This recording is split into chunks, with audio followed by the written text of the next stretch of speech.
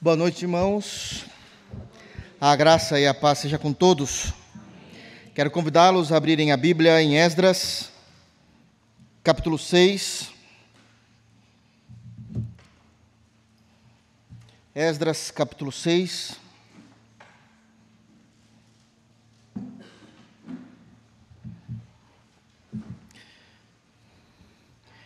Queridos, o capítulo 6 está difícil da gente avançar, né? Já nem sei mais o que eu falo, mas vamos fazer a leitura do verso de número 1 ao versículo de número 5, ok? Então vamos lá. Vamos aqui delimitar o texto. Nós vamos ler do verso de número 1 até o verso de número 5. Sabemos que o verso 1, 2 e 3... 1 e 2 já fizemos a exposição. O 3 eu fiz pela metade. A primeira parte do versículo apenas. Então nós focaremos no final do verso 3 ao 5, amém? Para que a gente possa ter todo o contexto do que está sendo dito aqui, de todas as doutrinas, lições que podemos tirar do texto, nós iremos ler do verso 1 ao verso 5, mas o nosso foco é 3 a 5, ok? Aí a gente vai se virando aqui para a gente conseguir entender, de fato, tudo aquilo que está no texto, amém? Tem muita informação hoje, tem bastante informação, então que Deus possa nos orientar e nos guiar nessa exposição por meio de Cristo Jesus. Amém? Então, Esdras, capítulo 6, verso 1 até o 5, palavras de Esdras narrando os acontecimentos históricos. Esdras é um livro histórico do que aconteceu no período pós-retorno do cativeiro babilônico. Amém? Os irmãos se lembram muito bem disso. Diz assim o texto sagrado: Então o rei Dário deu ordem, e uma busca se fez nos arquivos reais da Babilônia, onde se guardavam os documentos. Em Aquimetá, na fortaleza que está na província de Média, se achou um rolo, e nele estava escrito um memorial que dizia assim: O rei Ciro, no seu primeiro ano, baixou o seguinte decreto: com respeito à casa de Deus, em Jerusalém, deve ela edificar-se para ser um lugar em que se ofereçam sacrifícios. Seus fundamentos serão firmes, a sua altura de 60 côvados e a sua largura de 60 côvados, com 3 carreiras de grandes pedras e uma de madeira nova. A despesa se fará da casa do rei.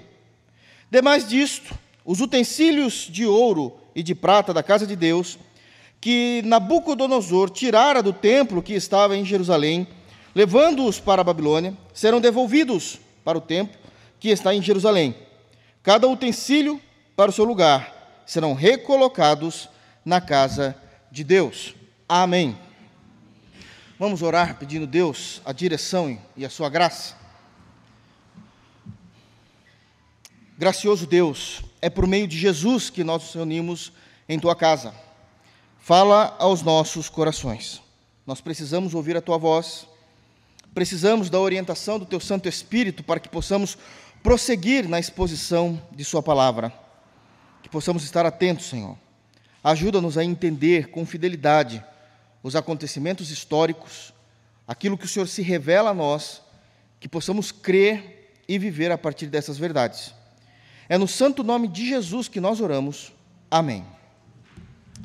Irmãos, apenas a título de introdução e relembrando tudo aquilo que nós falamos aqui até então, para que possa ficar claro a nós, o capítulo 6 é uma ação, um desígnio do rei Dário, onde após ouvir Tatenai e Bozenai, que foram até eles, enviou uma carta para o rei, delatando a reconstrução do templo que estava sendo feito em Jerusalém, Israel, por conta deles já terem retornado do cativeiro babilônico.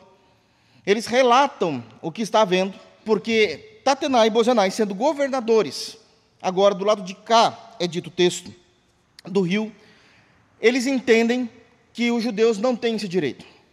Por que é que eles não entendem? Simplesmente porque eles acreditam que ainda devem imperar, dentro do Império Medo-Persa, imperar sobre Jerusalém. Todavia, nós sabemos, desde o início do livro, que isso já não existia mais, que Deus tinha levantado o rei Ciro, no período do rei Ciro, no primeiro ano do rei Ciro, para que libertasse o seu povo, cumprindo a profecia de Jeremias, que eram 70 anos de cativeiro.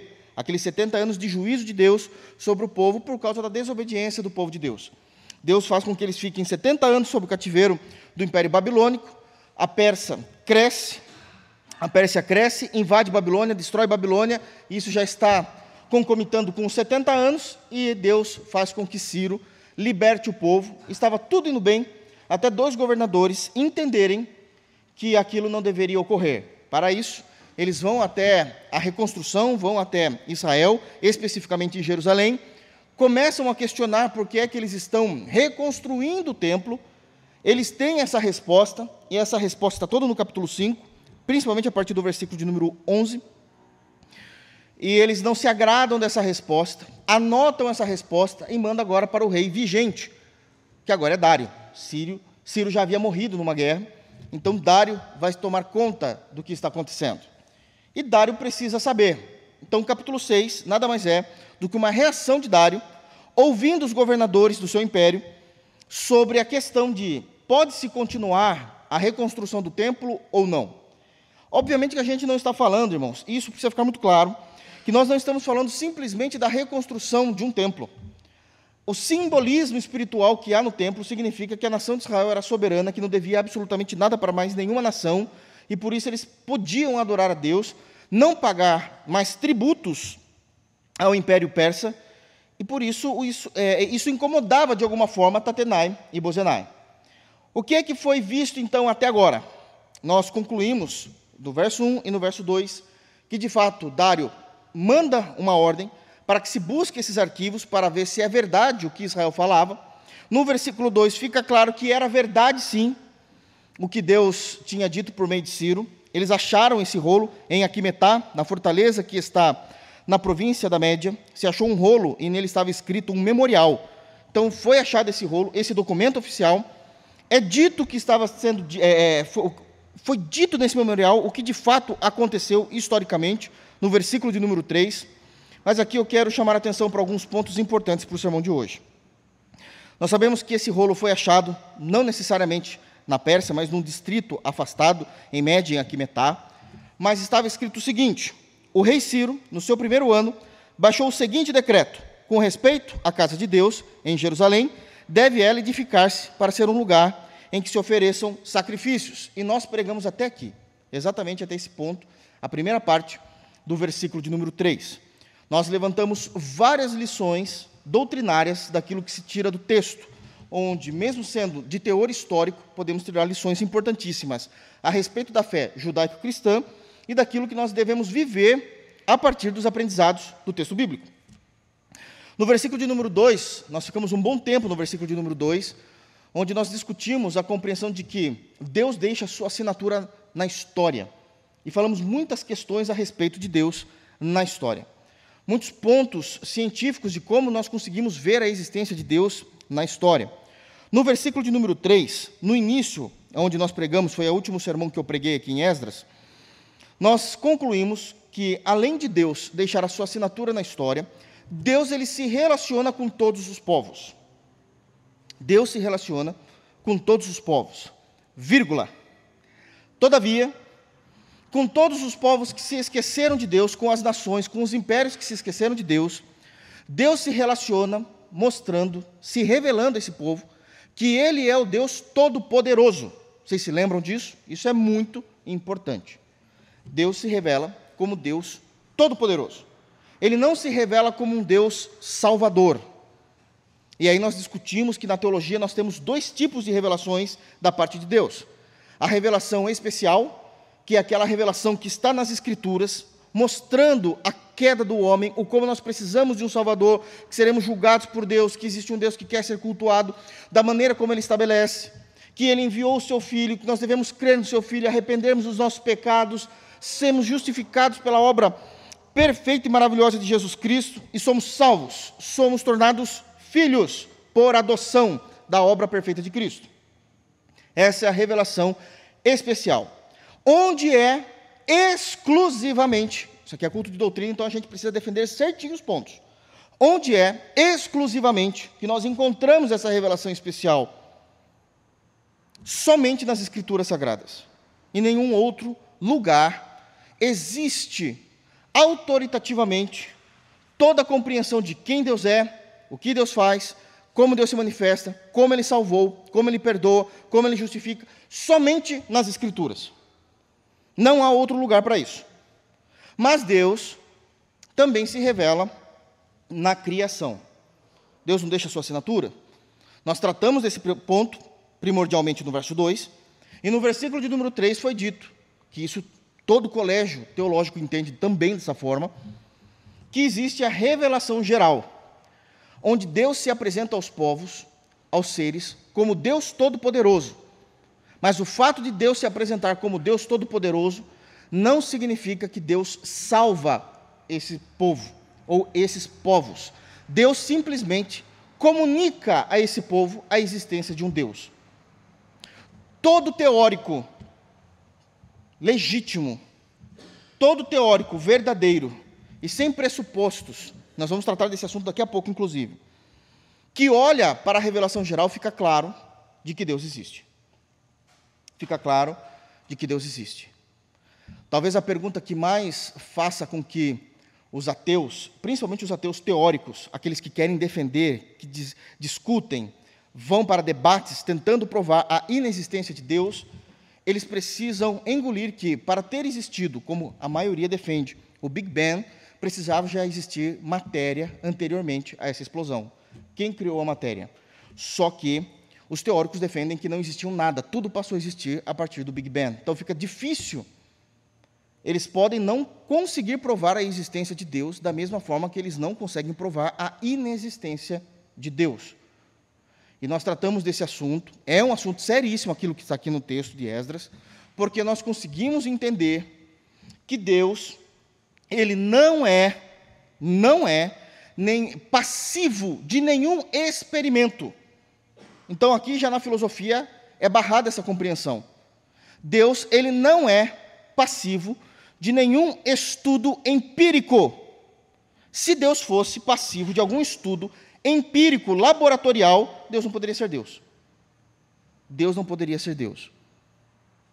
Aliás, quando você vai para filósofos que são honestos também em sua filosofia, por mais que eles defendam o ateísmo, eles precisam ir por um viés da filosofia que nós chamamos isso de dogmática negativa. Por que é uma dogmática? Porque eu tenho que negar em razão daquilo que eu creio e não daquilo que eu provo. Então, é uma dogmática negativa. Ok? Isso são para aqueles que levam a sério essa discussão. Então, nós precisamos entender isso de uma forma extremamente excludente, ou um ou outro. Nós falamos sobre isso. Deus se revela de forma às outras nações como Deus Todo-Poderoso. Entendemos que, quando eu me refiro a todas as nações, eu estou me prendendo exclusivamente ao Antigo Testamento, porque no Antigo Testamento Deus se revelava à nação de Israel. Então, uma vez que nós estamos estudando doutrina, precisamos entender o contexto do que estamos falando, o momento em que estamos falando. Em Cristo, Deus se revela a todas as nações. Mas isso significa que dentro dessas nações, Deus se revela a indivíduos dessas nações. Não na totalidade dessas nações, para salvá-las. Para salvá-las. Então, esse também é um ponto importante daquilo que nós precisamos crer, da forma como está escrito. Eu estou repetindo isso para a gente estabelecer um ponto para que a gente possa continuar, porque tem muito assunto ainda pela frente. Ok, irmãos? Estabelecido aqui, então, o nosso assunto, para que a gente possa continuar daquilo que está escrito. Então, Deus se apresentou como Deus Todo-Poderoso, mas aí eu tentei facilitar. Eu tentei dar aos irmãos evidências desse relacionamento que Deus teve com outros povos, além de Israel. E eu falei, por exemplo, do relacionamento que Deus teve com o Egito. E o relacionamento que Deus teve com o Egito era mostrando que Ele era o Todo-Poderoso acima de todas as divindades do Egito. Tanto que Ele envia 10 pragas. Ele poderia ter liberto o seu povo, simplesmente se Ele quisesse. Mas Ele preferiu, na mente dele, ao seu próprio conselho, enviar 10 pragas. Para provar que Ele era poderoso sobre todas as divindades do Egito. Nós também percebemos que, após o povo sair do Egito, ficar depois 40 anos ainda no deserto, perambulando pelo deserto, Moisés já era morto, Josué já estava à frente na liderança do povo. Quando eles já estão em Canaã, antes de Canaã ser chamado Canaã necessariamente, existia uma cidade que estava, de alguma forma, atrapalhando, entre aspas, o plano soberano de Deus, Jericó. E Deus se relacionou com Jericó, destruindo Jericó, mostrando que ele era todo-poderoso. Nós vamos ver Deus se relacionando com os assírios. E Deus mata o rei dos assírios, Senaqueribe, mostrando que ele é todo-poderoso sobre toda a divindade, sobre todos os povos que se esquecem de Deus. Nós vemos Deus se mostrando todo-poderoso no texto presente sobre o Império da Pérsia, sobre todo o Império Persa. Aqui ele está sendo mais maleável, simplesmente dizendo o que ele queria. Você vai libertar o meu povo, Ciro, rei, você vai libertar o meu povo, e assim será. E assim se foi, mostrando que ele é o Deus Todo-Poderoso. Lembraram? Conseguiram entender? Então, essa é a primeira parte. Vamos ler o versículo 3, então, novamente, para que a gente possa fazer a exposição? E que Deus nos ajude, né? Então, verso 3. O rei Ciro, o que está acontecendo no versículo 3 aqui, irmãos, é importante. Não é em tempo real. Dário está lendo aquilo que para ele já é história, o que já havia acontecido. Isso aqui é um documento oficial que foi achado no versículo 2, está lá, foi achado em Aquimetá, na província média, isso era um distrito afastado. Aquilo que está acontecendo no versículo 3, para Dário já era história. Imagina para nós. Ok? Então, para Dário já era história. Então, o que é que Dário, o atual rei, está lendo a respeito do rei que invadiu Babilônia, também de sua nação, quando Ciro era rei? Ciro deu um decreto, com respeito à casa de Deus, em Jerusalém, deve ela edificar-se para ser um lugar em que se ofereçam sacrifícios. Aqui Deus se mostrou que ele é o Deus Todo-Poderoso, é aquilo que nós já falamos até aqui e nas exposições passadas. Seguindo, nesse documento é dito, seus fundamentos serão firmes, a sua altura de 60 côvados e a sua largura de 60 côvados, com 3 carreiras de grandes pedras e uma de madeira nova.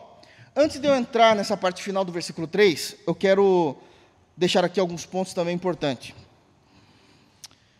Por alguns motivos de discussão, de tradução, na verdade não seria uma tradução, mas uma equivalência do hebraico para o português, existe uma discussão entre os biblistas e os linguistas aqui na Sociedade Bíblica do Brasil. A Bíblia que eu estou usando aqui é a versão atualizada. O final do versículo 3 conta com a seguinte narrativa: com 3 carreiras de grandes pedras e uma de madeira nova. Mas se algum irmão está portando aqui a versão corrigida, alguém está? Só levante a mão para mim, só para... Vocês podem perceber que não é assim que termina o versículo. Essa parte final, com 3 carreiras de grandes pedras e uma madeira nova, já pertence ao versículo 4. Ok? Estou certo, né? Certo, irmãos? Porque isso é uma discussão de como esse texto deveria ser traduzido. Nós não vamos entrar nesse ponto agora. Nós nem temos tempo para isso. Mas existe uma compreensão se isso aqui deveria ser um entendimento textual ou um entendimento dinâmico daquilo que o autor Esdras estava querendo trazer. Por causa dessa discussão, eles tentaram... aqueles que entendem que é uma compreensão mais dinâmica, deixaram tudo para o versículo 3, aquele que entende que é uma discussão mais textual, deixaram essa parte para o versículo de número 4. Nesse momento, não importa para nós essa discussão, porque essa discussão não infere na teologia e nem na doutrina do texto, porque está aqui esse texto, seja no versículo 3 ou no versículo 4. A discussão desses homens é de forma gramatical, linguística. Então, não tem nada a ver com teologia nem com espiritualidade. É uma questão de gramática, de estrutura de texto. Então, nós não vamos entrar nisso aqui hoje. Um dia a gente pode falar isso, talvez, numa escola bíblica dominical. Mas eu não vou prometer. Porque eu já prometi muita coisa e não consegui cumprir, né? Ainda. Mas um dia, sabe-se Deus, talvez a gente possa falar disso. O que importa é que a doutrina e a teologia do texto está aqui para nós, em todas as versões, seja isso no versículo 3 ou no versículo de número 4.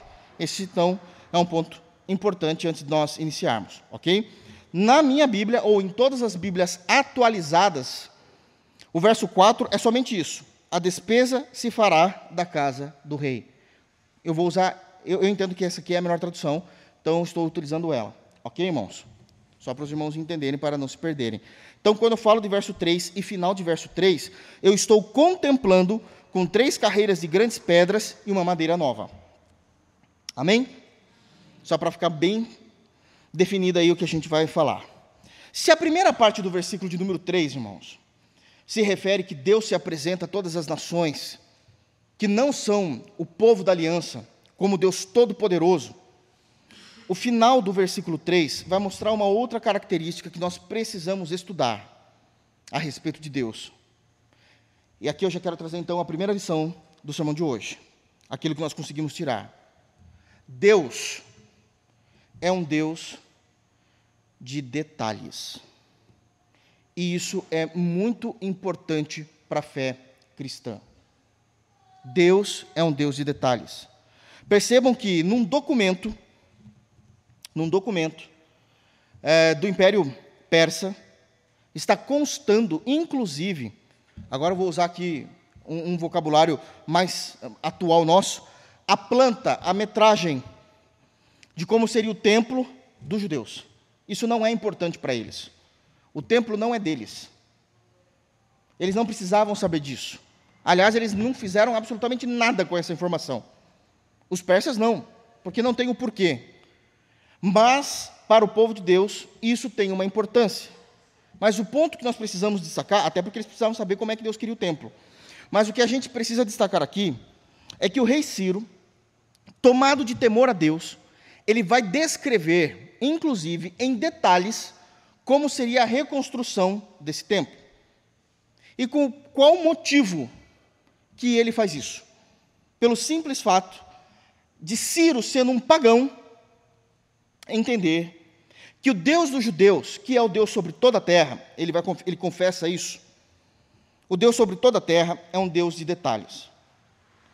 E é terrível como a igreja de Jesus se esqueceu disso. Se esqueceu disso. Se nós não conseguimos compreender que Deus, ele é um Deus detalhista, nós iremos servi-lo de uma forma errônea.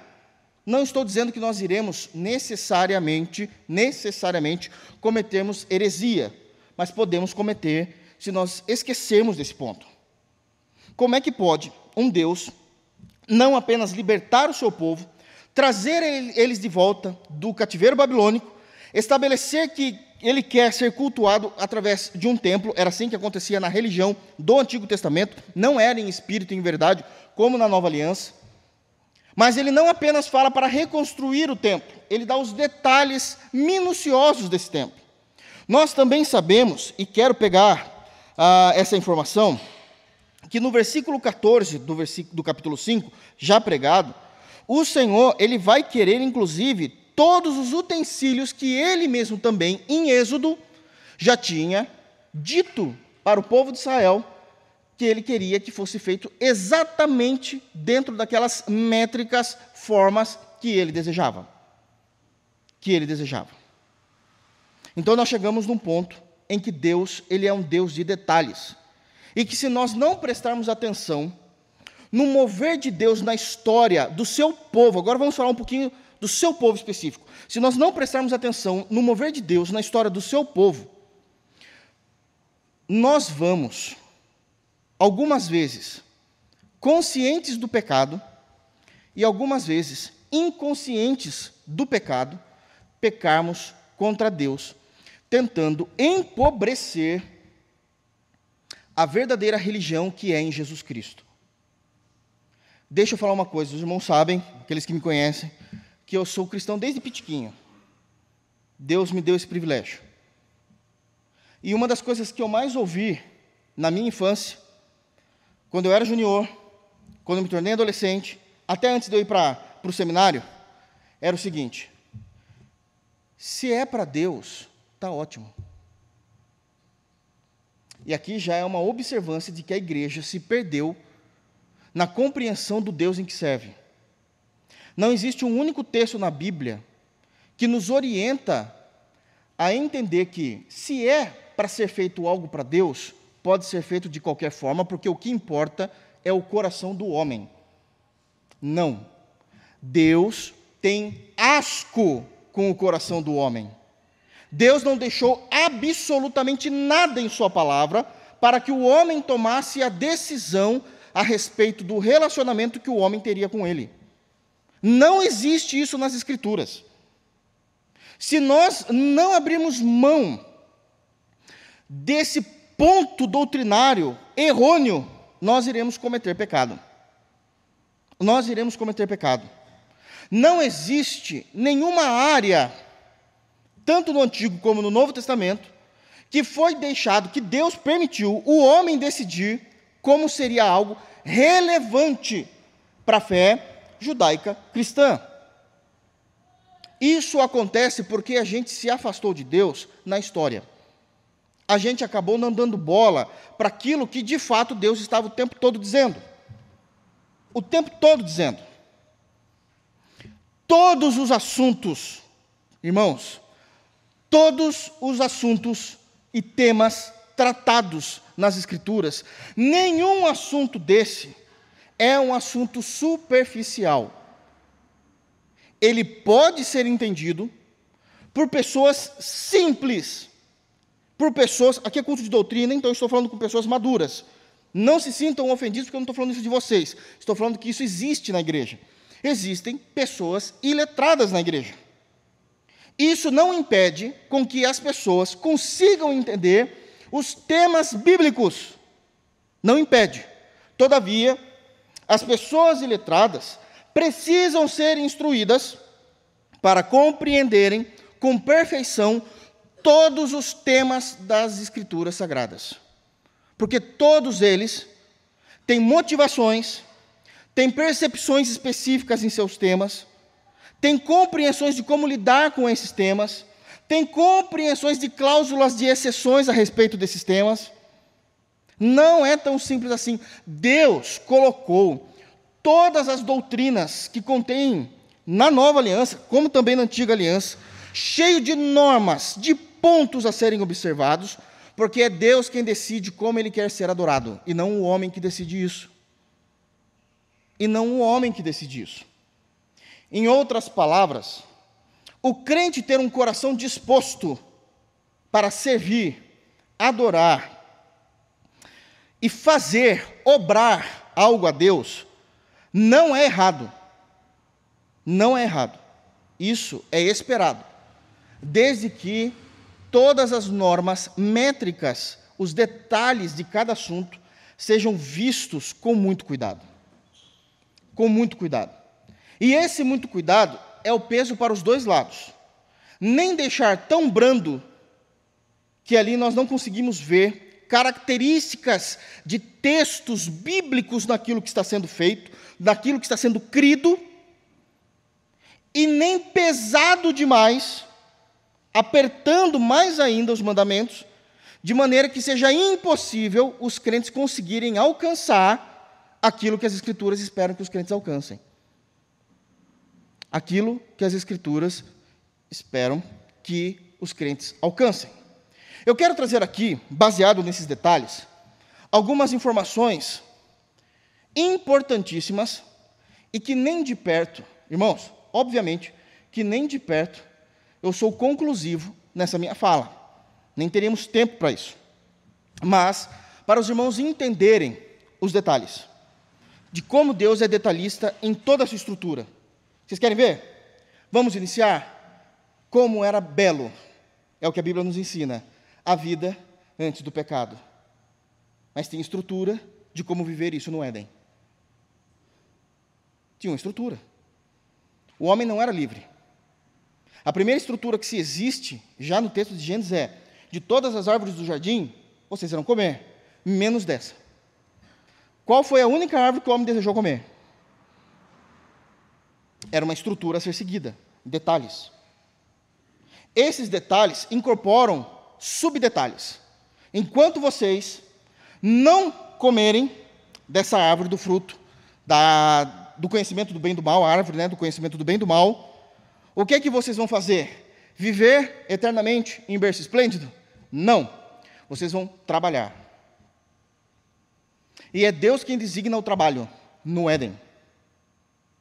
Deus era tão detalhista que antes do pecado, é dito no texto bíblico, que todos os dias, na viração do dia, possivelmente às 18 horas, Deus iria bater um papo com Adão. porque Deus, ele se envolve na sua criação. É algo muito detalhista. Então nós já começamos a compreender que Deus é um Deus de detalhes. Ele não simplesmente colocou, aliás, é esse o termo que Gênesis usa, que Deus criou o homem do barro e colocou-o no Éden. O homem não foi criado no Éden. Então a ideia é que Deus pega Adão, o coloca no Éden e não some. Todos os dias, isso aqui agora é um vocabulário corporativo mais atual, todos os dias terá uma daily, uma conversa, para alinhar os planos. Porque Deus é um Deus de detalhes. Vocês querem mais? Vamos prosseguir um pouquinho? Deus decidiu julgar, esse é um dos julgamentos que nós temos nas Escrituras Sagradas, matando todos os seres vivos. Somente a família de Noé que iria ficar viva, juntamente com os animais que ele determina. Olha o Deus de detalhes. Deus aparece a Noé, fala para Noé como haverá a sua destruição, o seu juízo, pelo dilúvio. Ele fala qual a madeira que Noé tem que utilizar para construir a arca. Vocês percebem que Deus não precisava falar disso? Mas ele não fala apenas isso, ele fala como será o acabamento da arca, com betume. Aí Deus, ainda em detalhes, diz o seguinte: Noé, nós precisamos colocar os animais dentro dessa arca. Mas quem vai colocar é você. Como é que você vai fazer isso? Nós vamos separar, olha os detalhes. Os animais considerados puros serão 7 pares. 7 pares de animais puros. Bom, mas por que é que a gente vai colocar tantos pares de animais puros desse jeito? Porque Deus já está pensando, você precisa comer. A sua família precisa comer. E o meu culto precisa continuar. Quem é que você vai sacrificar?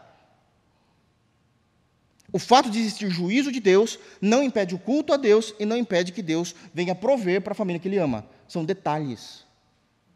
Mas dos animais impuros, aqueles que não servem para sacrifício, e que Deus proíbe no Antigo Testamento de serem consumidos, esse sim será somente um casal, um macho e uma fêmea. As aves dos céus também serão 7.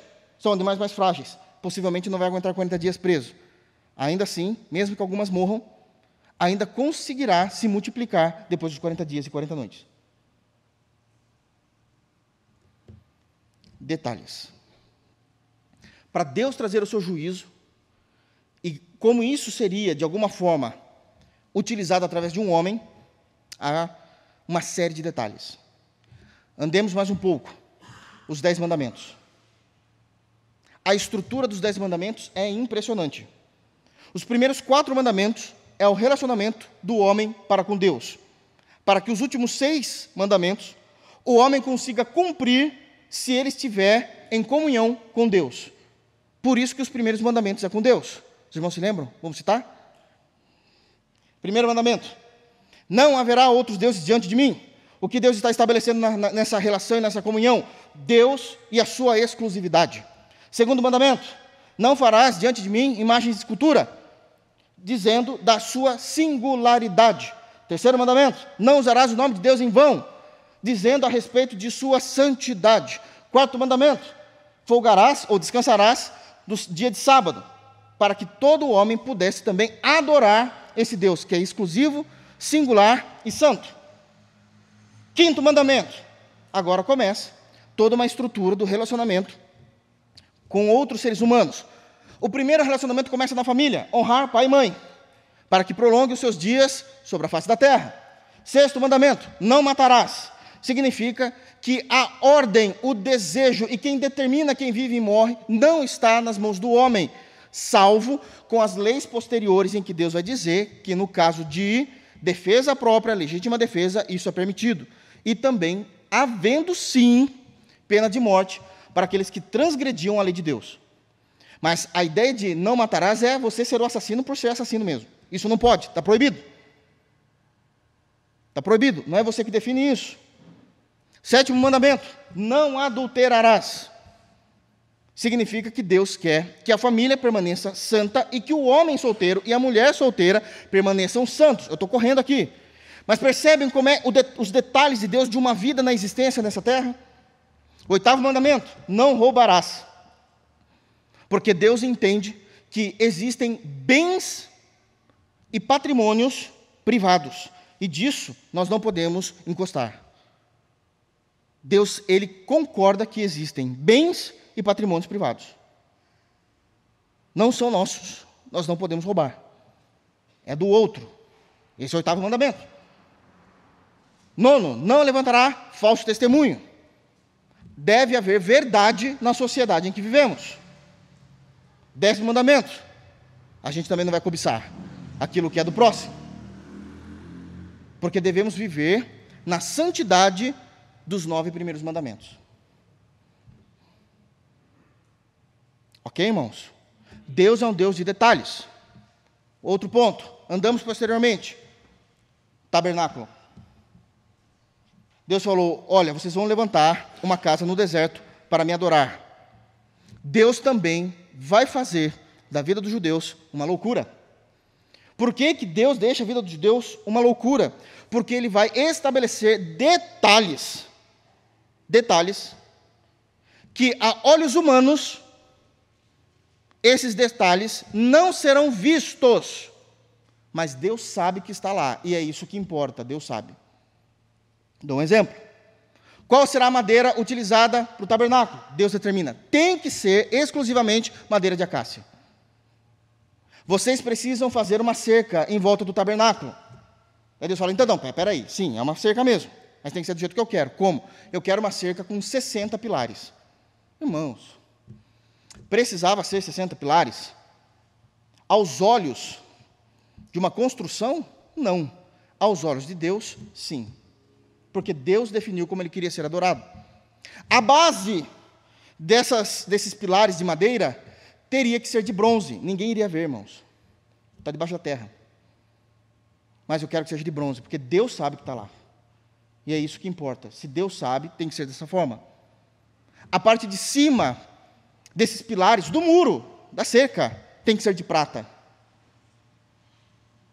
As cordas puxando e segurando essas hastes e pilares tem que ser necessariamente de pele de animal, não pode ser de sisal.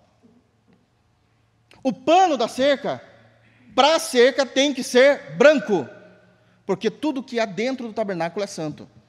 Então o branco simboliza pureza, tem que ser branco. Mas a cortina para se entrar no tabernáculo, ela é colorida. Ela é vermelho, branco, azul e roxo.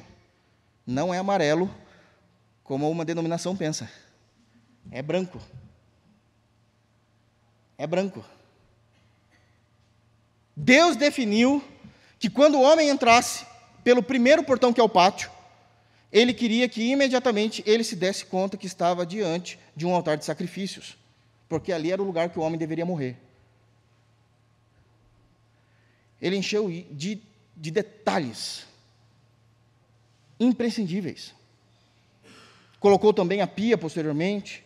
Dentro do santo lugar, ele colocou um menorá, que era o castiçal, colocou 12 pães, que tinham que ser trocados na época certa, o incensário, que tinha que ser trocado da forma certa, o altar de sacrifício nunca poderia ser apagado, o incensário dentro nunca poderia também deixar o fogo apagar, e só uma vez por ano, o sumo sacerdote podia entrar no Santo dos Santos.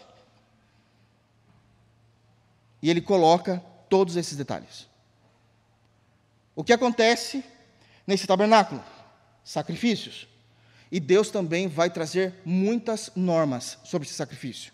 Se for holocausto, tem que ser tal animal, tal animal, tal animal. A gente não tem tempo para trabalhar aqui, mas que seja o cordeiro, o bezerro, se for uma família pobre, pombinhas, e se for uma família miserável, flor de farinha. Na hora de matar esses animais, tem um jeito certo de matar, de separar as partes certinhas, era um açougue. Pegar essas partes e colocar sobre o altar de holocaustos, tem um jeito certo de se colocar sobre o altar para ser queimado, para que suba como uma fumaça agradável a mim. Deus estabelece como Ele quer ser adorado. Não somos nós. A roupa que os sacerdotes utilizariam no dia do seu trabalho, foi Deus que estabeleceu e como eles deveriam se vestir. A cueca do sacerdote e do sumo sacerdote tinha que ser de linho e branca. Se não fosse assim, quem é que ia ver a cueca do homem, irmãos? Se não fosse assim, Deus mataria. porque Deus queria ser servido assim. Novo Testamento. Deus estabeleceu em Cristo a ceia do Senhor. Ele estabeleceu quais são os elementos. Ele estabeleceu que seria pão e suco de uva, ou vinho. Isso é indiscutível. Tem que ser esses elementos. Não pode ser água e bolo. É pão e suco de uva. O pão tem o simbolismo do seu corpo. O vinho, o simbolismo do seu sangue escorrido na cruz. Tem que ser dessa forma. Como tomar isso? Em comunidade. Ninguém ceia em casa. 1 Coríntios capítulo 10, Deus determinou esses detalhes. Vocês têm que se ajuntar. E quando se ajuntarem,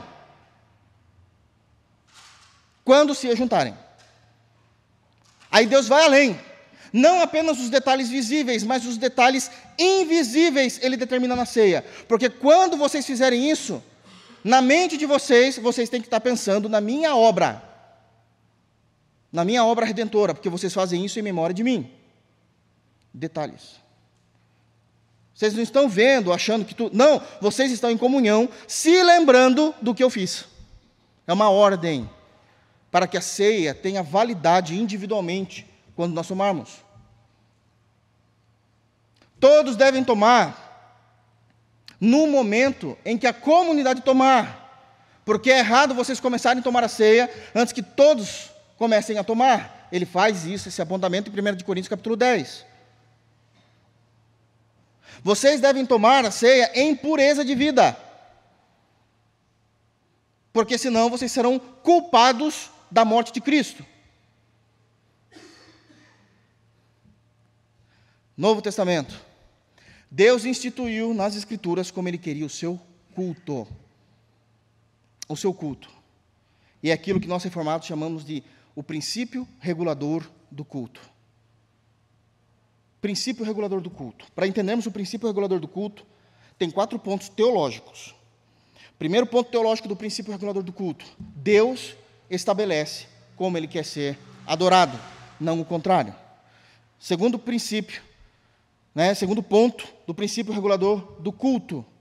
O homem não tem autonomia para introduzir práticas ou liturgias no culto a Deus, por mais que ache essas liturgias ou práticas bonitinhas, agradáveis, fofinhas, Deus vai amar. Não é permitido. Terceiro, se acreditamos que devemos atualizar o culto para o momento em que estamos vivendo, significa que nós achamos que Deus não é competente em estabelecer aquilo que é dele. Quarto, todo culto que não segue as normas delatadas nas Escrituras é um falso culto. E isso são princípios teológicos do princípio regulador do culto.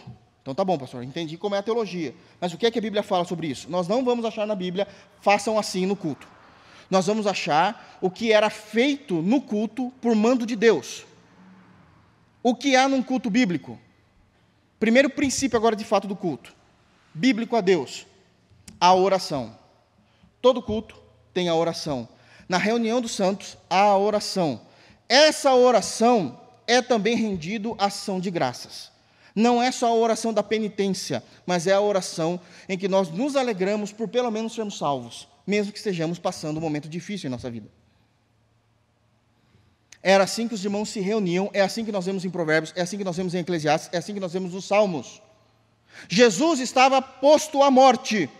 Em Mateus 26, é o único dia que ele estava livre, o último dia livre dele. Em Mateus 26, é dito que na ceia do Senhor, ele deu graças. Se a gente não ler os textos com esses pontos em mente, a gente perde isso. E eu sei que alguns irmãos, em sinceridade, dizem, pastor, eu leio e não consigo perceber tudo isso que o senhor percebe. É por isso que Deus estipulou pastores na igreja. Porque o pastor tem que ensinar isso. Não há desculpas para um pastor que não ensine. É a oração. Segundo, a leitura coerente com temor e tremor da palavra. Eu já disse aqui para alguns irmãos, e digo novamente, por mais que nós, pastores ou pregador da noite, seja um homem sério, piedoso, letrado, versado nas Escrituras e na teologia, existe a possibilidade de nós errarmos em algum ponto. Não estou dizendo de cometermos heresias, mas de errarmos na explicação, omitirmos, não acharmos algo que o texto está dizendo. Qual é o único momento inerrante da pregação? A leitura do texto. Esse momento é inerrante. Por isso as Escrituras precisam ser lidas. Isso está o tempo todo. Em Deuteronômio, Deus, é a primeira vez que Deus vai dizer, repita, leia repetidamente, anualmente, as Escrituras diante da congregação. Em Neemias, capítulo 8, é dito que haveria a pregação e expositiva do texto. Está lá no texto de Neemias. É a pregação expositiva do texto, ensinando todo o conselho de Deus. Paulo, também no capítulo 20, vai dizer a mesma coisa, que deve ser ensinado todo o conselho minuciosamente de Deus à comunidade. Precisa haver, então, a leitura do texto. E, em seguida, o terceiro ponto, a exposição do texto bíblico. Elemento de culto, a oração, a leitura do texto, a exposição do texto. O que mais acontecia na reunião do povo de Deus nas Escrituras Sagradas? O louvor. Isso era esperado. Os homens se reuniam, os homens que eu digo, os membros, irmãos e irmãs. A igreja se reunia e prestava culto, adorando a Deus através da música, através das canções. Qual o elemento que tem que ter nessas canções? Além da teologia, porque sempre é cantado a magnitude de Deus, então ali estão os atributos de Deus e aquilo que Deus fez, as suas obras. Então, a teologia é cantada com o elemento da alegria. Isso é importante. Salmo 100. Celebrai com júbilo ao Senhor todas as terras. Salmos 95. Vinde e cantemos ao Senhor com alegria. Celebremos o rochedo da nossa salvação. Precisa haver a alegria no coração. Precisa haver a manifestação de alegria. Isso é importante. Isso é importante. Um outro ponto do princípio regulador do culto, daquilo que é permitido no culto público, do culto a Deus. O ofertório. Paulo vai dizer em 1 Coríntios, capítulo 16, versos 1 e 2, que é no primeiro dia de semana, que era o culto oficial da igreja, sempre foi o domingo, o dia do Senhor, trazei o ofertório à casa de Deus. O ofertório à casa de Deus. Isso faz parte do culto. Último ponto que nós temos nas Escrituras do que acontecia no culto público. A administração correta dos sacramentos. A ceia se acontece no culto.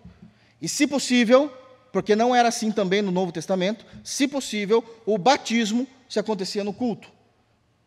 Quando não era possível, como foi aquele homem de Etiópia que Filipe foi batizá-lo. Não foi no culto. Vocês se lembram disso, amém, irmãos? Ok? Quando Pedro e João descem para Antioquia, não foi no culto que eles batizaram aqueles homens.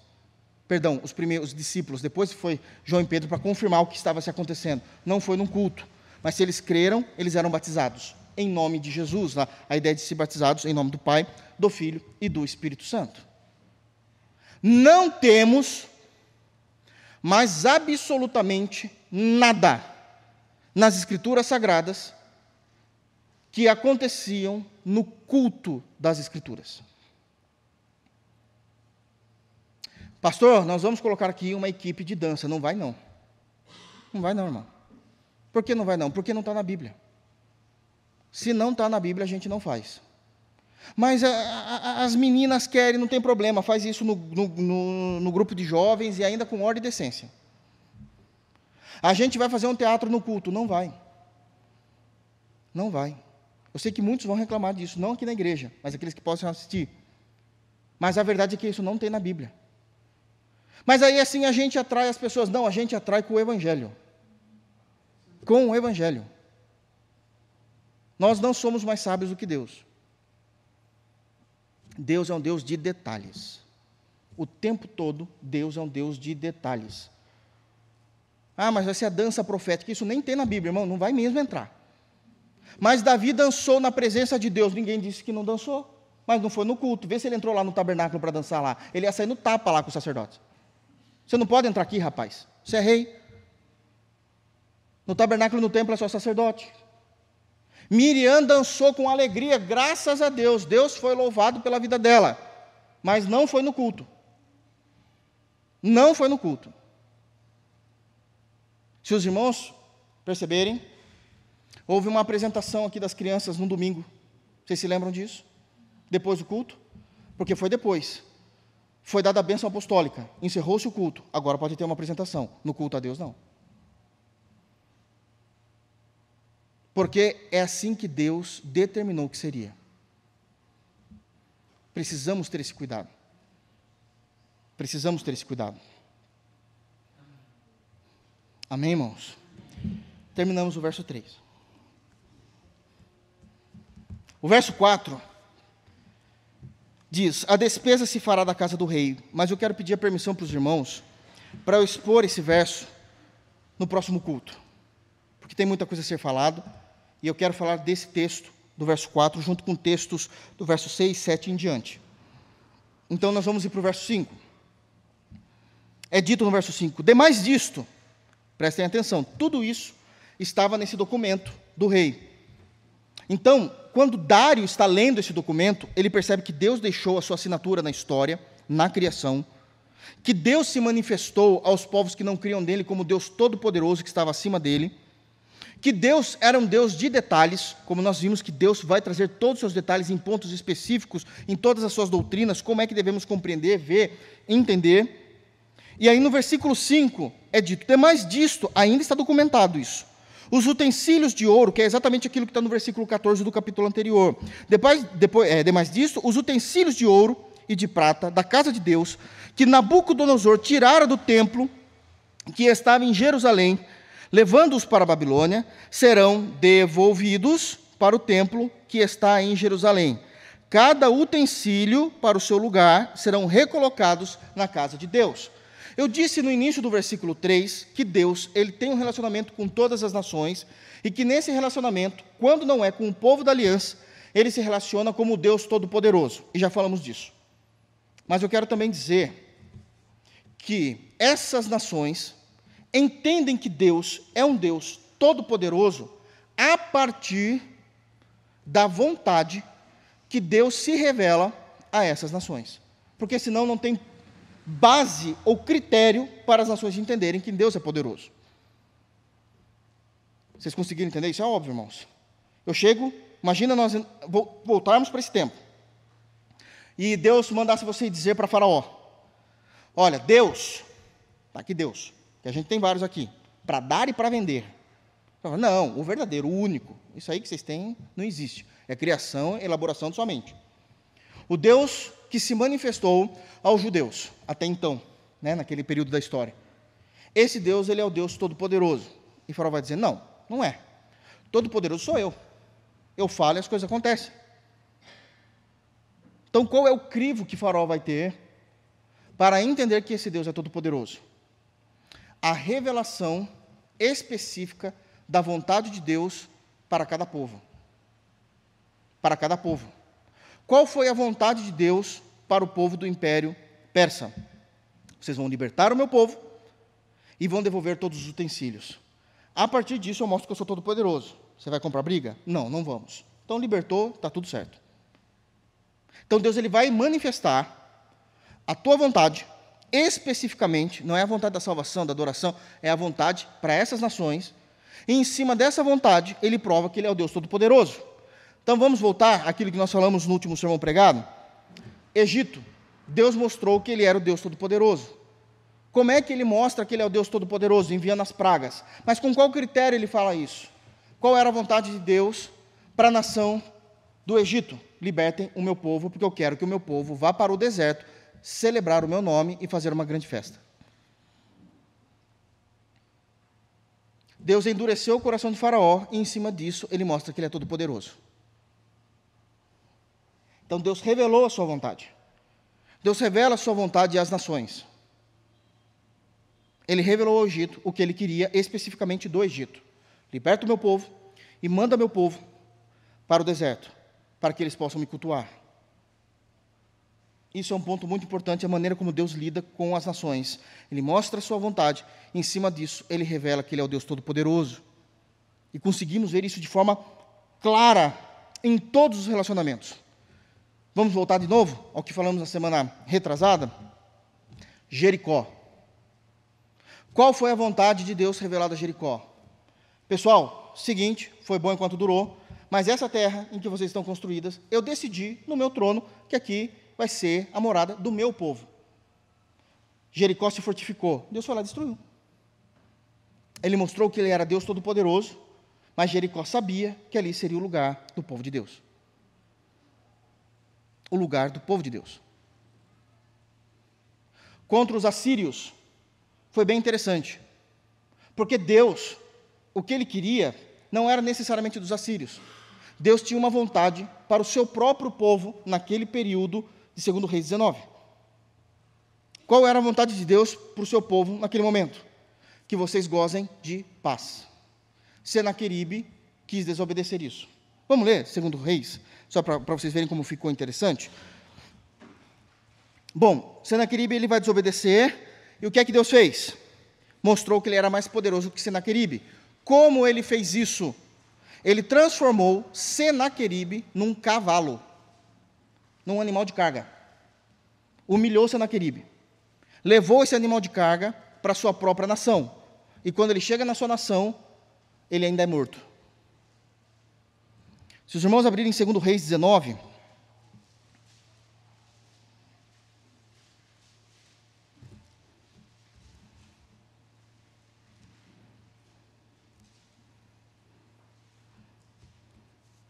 nós podemos ler aqui, verso... Aqui, vamos lá. Verso de número 14 em diante, para que a gente possa entender. Só que eu só vou ler para que a gente possa entender. Vamos adiantar, irmãos, eu não quero demorar-me muito. Vamos colocar aqui a partir do versículo 20. Então Isaías, filho de Amós, mandou dizer a Ezequias: assim diz o Senhor, o Deus de Israel, quanto ao que me impedistes acerca de Senaqueribe, rei da Síria, eu te ouvi. E esta é a palavra que o Senhor falou a respeito dele. A virgem, a filha de Sião, isso é, aquele povo que não se prostituiu, o povo de Deus, te despreza e zomba de ti. A filha de Jerusalém meneia a cabeça por detrás de ti. A quem afrontastes e a quem blasfemastes? E contra quem alçastes a voz, arrogantemente ergueste os olhos contra o Santo de Israel. Por meio dos teus mensageiros afrontastes o Senhor e dissestes: com a multidão dos meus carros, subi ao cimo dos montes, ao mais interior do Líbano. Deitarei abaixo os teus altos cedros e seus ciprestes escolhidos. Chegarei às suas pousadas extremas, ao seu denso e fértil pomar. Era tudo aquilo que ele estava fazendo. Eu vou destruir vocês. Aí Deus diz no verso 24, que é aquela teologia da providência, como nós falamos, lembra? Eu mesmo cavei e bebi as águas de estrangeiros com as plantas dos meus pés. Esse aqui ainda, perdão, é Senaqueribe. Estrangeiros, e com as plantas dos meus pés sequei todos os rios do Egito. Acaso não ouvistes, Deus falando, que já há muito dispus eu estas coisas? Já desde os dias remotos o tinha planejado, agora, porém, os faço executar. E eu quis que tu reduzistes a montões de ruínas as cidades fortificadas. Por isso, os seus moradores debilitados andaram cheios de temor, envergonhados, tornaram-se como a erva do campo e a erva verde, e o capim dos telhados, e o cereal queimado antes do amanhecer. Mas, agora é Deus se vingando. Eu conheço o teu assentar e o teu sair, e o teu entrar e o teu furor contra mim. Por causa do teu furor contra mim, e porque a tua arrogância subiu até os meus ouvidos, eis que porei o meu anzol no teu nariz e meu freio na tua boca, e te farei voltar pelo caminho de onde viestes. Senaqueribe se tornou o cavalo de Deus. Ele se tornou o cavalo de Deus. Senaqueribe se tornou o cavalo de Deus. Deus o humilhou. Deus o humilhou. Ele revela a sua vontade. Não fostes ouvidos, Deus trará o seu juízo, mostrando que Ele é todo-poderoso. Mas eu quero trazer algo que agora pode mudar as nossas vidas, não somente histórica, mas diante de nós. existe um texto maravilhoso no Novo Testamento, onde Deus revela a sua vontade, da mesma forma que no Antigo Testamento, porém, Deus revela a sua vontade de formas diferentes para o povo da aliança e para o povo reprovado por Deus. E ele consegue fazer isso de forma gloriosa, muitas das vezes, não é sempre, mas na história, Deus faz isso de forma gloriosa, muitas das vezes, no mesmo momento, com as mesmas informações. Eu queria que os irmãos abrissem, por gentileza, para que a gente possa terminar, em Atos, capítulo 26. Esse é um dos capítulos que eu mais amo no livro de Atos dos Apóstolos. O que acontece em Atos dos Apóstolos? No capítulo 26. Paulo é preso. E aqui é já a sua segunda prisão. Já é a sua segunda prisão. Ele já está sendo preparado e sabendo que ele não vai mais sair dali. Mas Paulo era considerado pelo Império Romano, o império que vai julgá-lo, como cidadão romano. Então ele tem um direito. Ele tem o direito à defesa. Paulo, por ser considerado, Paulo é judeu, da tribo de Benjamim, judeu de judeu, aprendeu aos pés de Gamaliel, judeu nato, mas nasceu debaixo do Império Romano, assim como Jesus já nasceu debaixo do Império Romano. Isso significa que o Império Romano já estava imperando há muitos e muitos anos. Há muitos e muitos anos, ok? Isso é importante. Há muitos e muitos anos.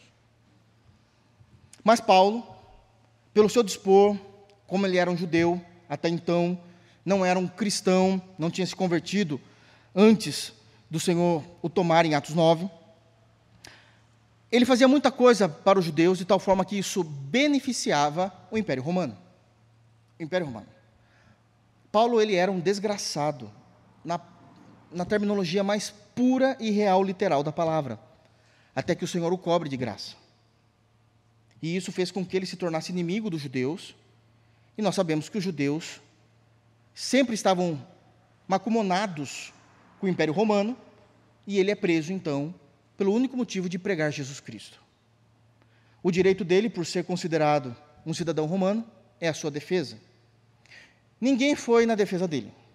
Isso já era comum na sua primeira defesa. Ele também não tinha advogado. Ninguém queria advogar a causa de Paulo. Então, ele mesmo precisava relatar a sua defesa. Foi uma das defesas mais lindas que nós vamos ver na história. A defesa dele é Cristo. É um homem já sabendo o que vai acontecer, mas com convicção de como ele vai para a morte. Mas existe algo aqui que eu não vou expor, obviamente, como nós fazemos, tirando todas as lições, mas nós vamos focar naquilo que é importante para o sermão de hoje. A maneira como Deus estabeleceu a sua vontade, também no Novo Testamento isso acontece. Isso significa que isso acontece em nós. Não é só uma teologia histórica, não é só uma teologia filosófica, é uma teologia prática da igreja. Isso tem vida para nós, porque aconteceu no Novo Testamento e é assim que nós esperamos. Todo o relato do capítulo 26 é a defesa de Paulo. Vamos dar uma observada a partir do versículo 1. Abriram, por gentileza? Olha como é descrito. Lucas faz isso de forma estrondosa.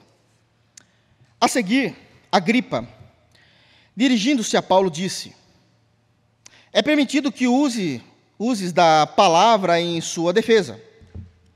Então Paulo, estendendo a mão, que era um ato comum naquele momento judicial, passou a defender-se nesses termos: tenho-me por feliz, ó rei Agripa, pelo privilégio de hoje, na tua presença, poder produzir a minha defesa de todas as acusações feitas contra mim pelos judeus. Mormente, presta atenção aqui agora. Isso daqui é a base de como Paulo vai dissertar a sua defesa. O verso 3. Mormente, isso é, normativamente, comumente, ele está falando isso para o rei. Porque és versado em todos os costumes e questões que há entre os judeus. Por isso, eu te peço que me ouças com paciência. Ele já vai falar com alguém que conhece os costumes dos judeus, a fé dos judeus e o comportamento dos judeus, porque há muitos anos o Império Romano já reina sobre Israel. Desde a época de Jesus, antes de Jesus nascer, já existia isso. Então ele está falando com quem conhece. Ele não vai perder tempo explicando detalhes, ele simplesmente vai se colocar porque ele entende que Agripa vai entender. Aqui, o versículo 3, é algo maravilhoso porque ele já está preparando como ele vai encerrar. Ele está falando, eu estou dizendo com quem conhece. Então só escuta. Ele sabe onde ele quer chegar. Paulo era extremamente estrategista. Ele não estava procurando ser livre, ele estava procurando provar Cristo. É impressionante.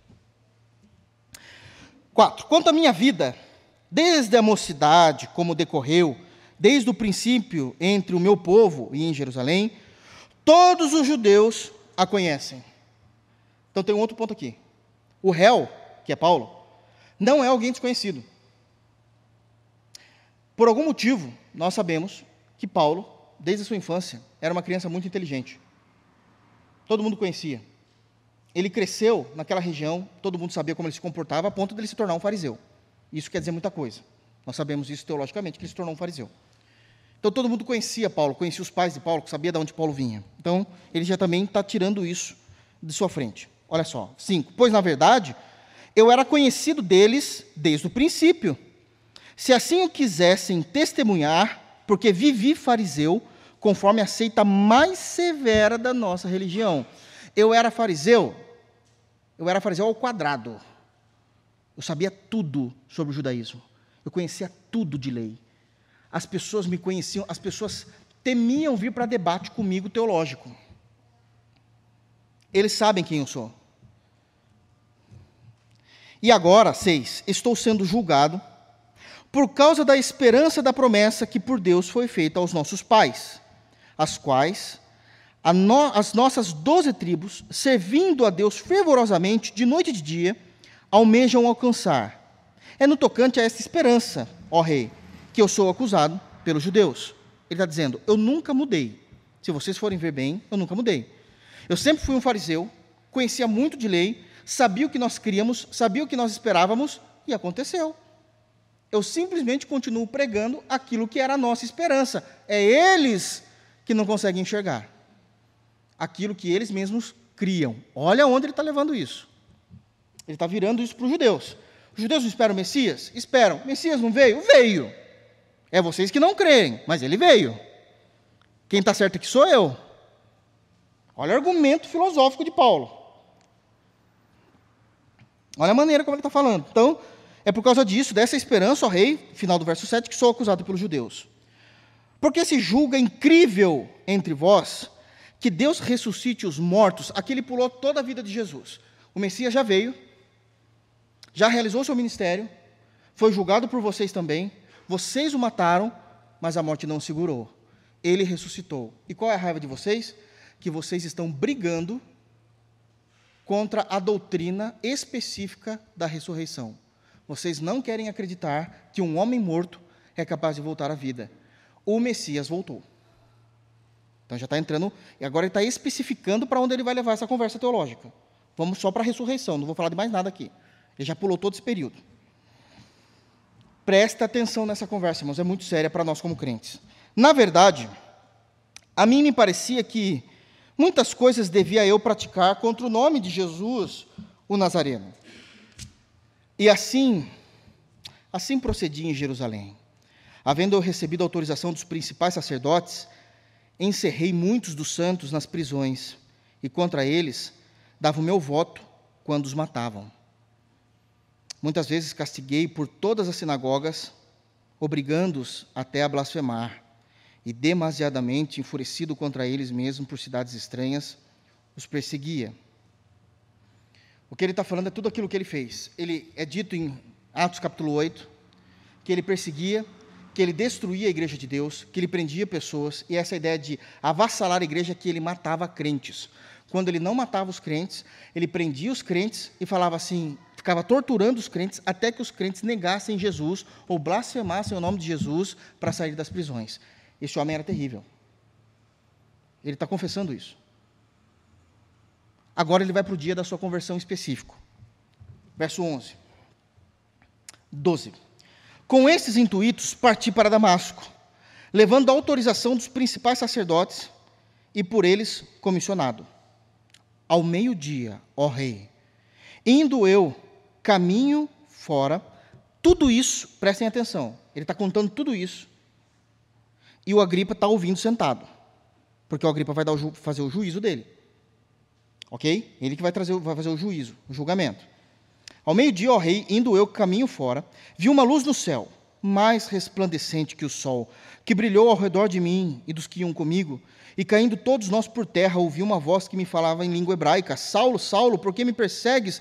Dura coisa é recalcitrar-te contra os aguilhões. Aqui é importante. Deus já está estabelecendo a vontade dele para Saulo. Saulo, você me persegue, essa é a realidade. Mas dura coisa vai ser para você se recalcitrar. Recalcitrar é quando o boi, o touro, começa a dar coice, quando o domador está querendo ali amarrar as suas pernas, fazer alguma coisa ali para tratar do boi. Ele vai recalcitrar. Como é que esses domadores, esses donos ou os capatazes das fazendas faziam? Eles tinham um instrumento que machucava realmente o boi. Furava o boi para o boi ficar manso. Se você fizer alguma coisa, eu furo você, o boi fica quieto para não se machucar. Deus está dizendo, se você tentar alguma coisa agora, eu te mato. Dura coisa vai ser você recalcitrar contra mim. Deus tombou o touro bravo. Deus tombou o touro bravo. Paulo está vencido. Porque Deus agora quer ser ouvido. E o que é que Deus vai falar? Qual é a vontade de Deus para Saulo ou para Paulo? Isso já significa que Deus demonstra a sua vontade não às nações, mas Deus mostra a sua vontade aos indivíduos também. Deus cuida aos indivíduos. Preste atenção agora no que vai ser dito. Verso 15. Então eu perguntei, quem és tu, Senhor? Ao que o Senhor respondeu, eu sou Jesus, a quem tu persegues. Vontade de Deus. Mas levanta-te, firma-te sobre os teus pés, porque por isto te apareci, para te constituir ministro e testemunha, tanto das coisas em que me vistes, como daquelas pelas quais te aparecerei ainda, livrando-te do povo e dos gentios, para os quais eu te envio. E aqui tem uma promessa maravilhosa para nós. Quando Deus revelou a sua vontade para Paulo, você e eu fomos salvos. Porque a vontade de Deus era que o evangelho chegasse até nós por meio do ministério desse homem. Graças a Deus por esse dia ao meio-dia. Porque a salvação era pregada somente em Israel, em Jesus até então. Quando Deus derrubou o touro bravo, que queria recalcitrar contra Jesus, você e eu fomos salvos. Estava agora, oficialmente, claro que o evangelho chegaria até o seu e o meu coração. Isso é uma dádiva, irmãos. Isso é uma dádiva. Isso é uma teologia prática. Porque Deus revelou o seu querer. E vai acontecer.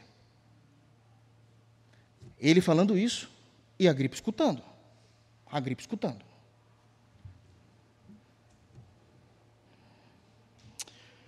Só lendo novamente o 17 e seguindo. Livrando-te do povo e dos gentios para os quais eu te envio, para lhes abrir os olhos e os converteres das trevas para a luz e da potestade de Satanás para Deus, a fim de que recebam eles remissão de pecados e herança entre os quais são santificados pela fé em mim. Essa é a nossa história, irmãos. Quando Deus revelou a sua vontade, nós fomos salvos, nós fomos perdoados, nós fomos transportados do império do diabo para o reino do Filho do amor de Deus, Jesus. Porque Deus revelou a sua vontade. Porque Deus revelou a sua vontade. Ele termina de falar isso, ele olha novamente para Agripa e diz, 19, pelo que, ó rei Agripa, não fui desobediente à visão celestial, mas anunciei primeiramente aos de Damasco e em Jerusalém, por toda a região da Judéia e aos gentios, que se arrependessem e se convertessem a Deus, praticando obras dignas de arrependimento. Por causa disto, alguns judeus me prenderam, estando eu no templo, e tentaram matar-me. Mas, alcançando o socorro de Deus, permaneço até o dia de hoje, dando testemunho tanto a pequenos como a grandes, nada dizendo, senão o que os profetas e Moisés disseram haver de acontecer. é a mesma aliança, no sentido de, é a mesma compreensão. A diferença é que ela vem agora revestida de Cristo, por isso ela é a nova aliança. Mas já era esperado aquilo. E isso é, 23, que o Cristo devia padecer, e sendo o primeiro da ressurreição dos mortos, esse é o ponto, anunciaria a luz ao povo e aos gentios. Dizendo ele estas coisas em sua defesa, Festo, que era o Agripa, o interrompeu em alta voz. Você imagina Festo se levantando do trono e gritando: estás louco, Paulo? As muitas letras se fazem delirar. Quando foi que Agripa se levantou? Quando, depois de toda a obra perfeita de Cristo, Paulo defende a ressurreição. Ele fez isso no versículo 23. Sendo o primeiro da ressurreição dos mortos, anunciaria a luz aos povos e aos gentios. Festo se levanta em alta voz. Você está louco? Eu te conheço, Paulo. Conheço tua família. Conheço você desde pitiquinho, rapaz. Você mesmo falou isso. Está ficando abilolado? Você vem diante de mim dizer que um homem voltou da morte. Você acha que quem eu sou? Eu sou o imperador. É isso que está acontecendo no texto. Você está estudando e ficando louco. Para que estudar? Não existe isso. A resposta de Paulo é magnífica. Paulo, porém, respondeu: não estou louco, ó excelentíssimo Festo. Pelo contrário, digo palavras de verdade e de bom senso. E ele prova isso. 26. E até aqui. Porque tudo isto, tudo o que aconteceu com Jesus, tudo o que ele ensinou, tudo o que ele fez, e inclusive a ressurreição, tudo isto é do conhecimento do Rei, a quem eu me dirijo com franqueza, pois estou persuadido, ele está dizendo, eu tenho certeza, de que nenhuma destas coisas lhe é oculta, porquanto nada se passou em algum lugar escondido. Vocês estão entendendo a seriedade? O império viu o Cristo andando nas ruas, depois de morto e ressurreto. A nação estava infestada de soldados romanos. Deixa eu falar uma coisa, irmãos. O que vocês acham que aconteceu com Pilatos, depois que ele julgou Jesus? Quem morreu? Não. Ele continuou a sua vida. Jesus ressuscitou. Pilatos viu. Sabe aqueles soldados que rasgaram as vestes de Jesus na crucificação? Estavam lá quando Jesus começou a se manifestar a mais de 500 irmãos, diz Paulo em 1 Coríntios 15. O imperador ficou sabendo. A resposta de Paulo é: você sabe que eu não estou sendo louco. Tudo isso aconteceu debaixo do teu império. Você viu isso.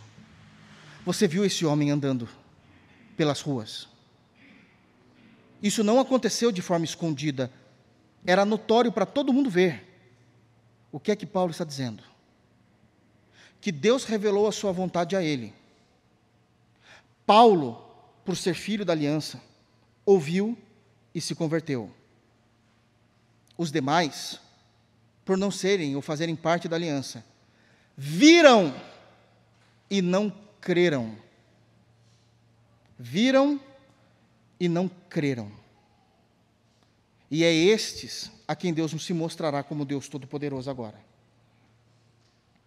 Sobre esses homens que não creram, porque Deus continua sendo o mesmo. Não foi só sobre o Egito, não foi só sobre a Síria, não foi apenas sobre Senaqueribe, é entre todos os homens que sabem da existência de Cristo. E por mais que eles tenham a evidência, como é pregado aqui no versículo 26, vocês têm evidência, vocês viram com os seus olhos e não creram. Isso me traz à memória um debate que eu vi há muitos anos atrás, que aconteceu nos anos 90, com o maior apologeta que eu conheço vivo hoje, William Lane Craig. Ele está debatendo, isso tem no YouTube, ele está debatendo sobre a ressurreição de Jesus. E o ateu que está debatendo com ele, num programa de TV nos Estados Unidos, diz o seguinte: se no dia da ressurreição existissem há 2000 anos atrás, câmeras que estivessem transmitindo ao vivo o ato da pedra rolando, as mulheres chegando, Pedro depois correndo ali, todo angustiado e entrando e não vendo ninguém, eu diria tranquilamente que a Disney estava por detrás disso, ou que Steven Spielberg estava rodando um filme. William Lane Craig olha para ele e diz assim: então encerrou o debate. Porque não há um debate quando qualquer evidência que eu possa mostrar, você já decidiu não crer. E ele fala: não, Sr. Craig, de forma nenhuma. E eu te digo, se um dia de manhã eu levantar-me da minha cama, tomar o meu café, e de repente a minha casa começar a tremer, e eu sair dela assustado, olhar para os céus e ver um homem cheio de luz, de glória e de imagem, olhando para mim dizendo: eu estou enjoado do seu ateísmo, você precisa crer?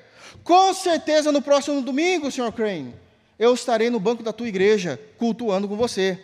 Crane olha para ele e fala assim: você é mentiroso, você já decidiu que não importa as evidências, você diria que era Spielberg ou Disney. Por mais que Cristo aparecesse a você, você ainda diria: é uma alucinação. Nesse momento acabou-se o debate. Craig foi ovacionado, porque ele conseguiu não apenas provar a existência de Cristo, a impossibilidade de se provar a inexistência da ressurreição, como dizer que todos aqueles que querem que Jesus não exista, já decidiram não crer, por mais evidências que possam existir. Isso aconteceu com o rei, com o imperador de Roma. O Senhor viu Jesus ressurreto. Isso não foi escondido. E o Senhor não creu. O Senhor não creu. O Senhor não creu. Que Deus guarde os nossos corações, porque Ele é um Deus cheio de detalhes. Só não enxerga a existência de Deus quem não quer, em todos os detalhes que nós falamos aqui hoje. Deus é um Deus que revela o seu querer. E ao revelar o seu querer às nações, aos homens, só há dois caminhos após Deus revelar o seu querer. Ou Ele nos converte, como converteu a Paulo, ou nós enfrentaremos o Deus Todo-Poderoso no dia do juízo. Porque não importa mais as evidências que nós tenhamos da existência desse Deus. Muitos já desejaram não crer mais. Que Deus os abençoe em Cristo Jesus. Vamos ficar de pé? Amém. Feche seus olhos, irmãos.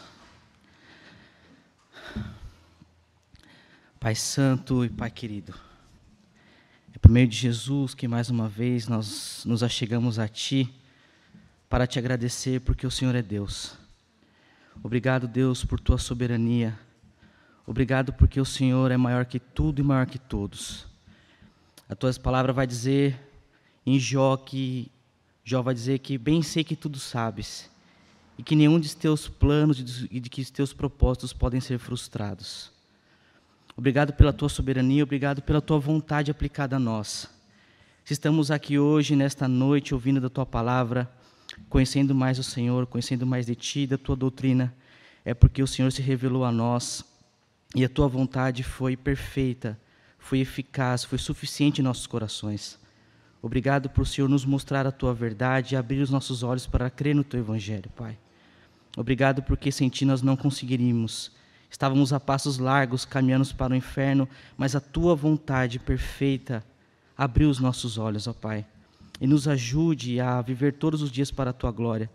Nos ajude, Deus, a ser pessoas em que de fato cumprem a Tua vontade nesta terra, Pai. Nos use como homens e mulheres que sejam canais diante de Ti para pregar o Teu Evangelho a esses povos, pregar o Teu Evangelho àqueles em que ainda não ouviram de Ti, ó Pai. Faça de nós aquilo que o Senhor espera que nós sejamos por meio da Tua vontade, Pai. Nos leve em paz e segurança para as nossas casas, nos dê um resto de noite abençoada, como diz o salmista, que nós possamos deitar, descansar e logo pegar no sono e termos o sono do justo, Pai. E que amanhã possamos acordar e viver mais um dia para a Tua glória. Essa é a minha oração em nome de Teu Filho Jesus. Amém.